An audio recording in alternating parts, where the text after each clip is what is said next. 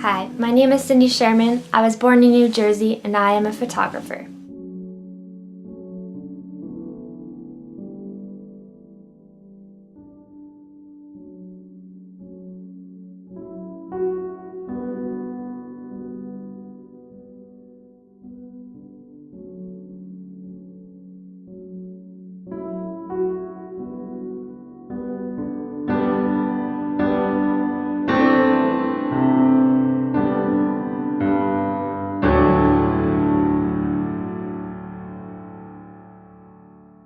Right after I was born, my parents moved to Long Island, New York, where I grew up with my 4 other siblings.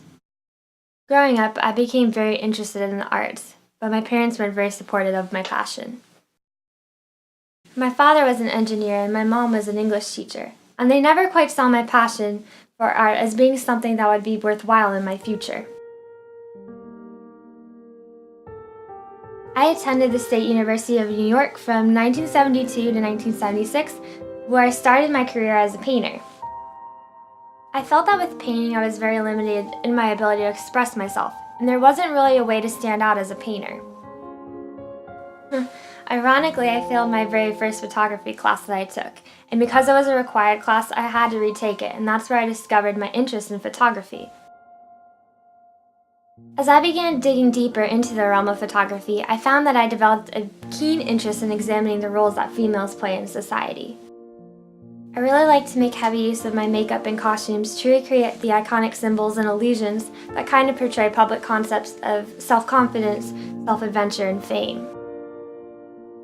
The photographs that I take often unravel these themes to suggest that self-identity falls into the middle ground between social norms and self-perception. In most of my various works, the subject is making eye contact with the viewer.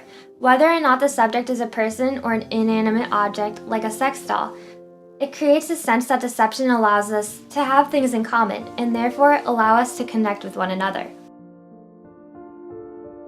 Oftentimes, I do not give titles to my works, but when I do, they are usually vague and broad, as to allow the viewer to interpret it in their own way based on their previous experiences.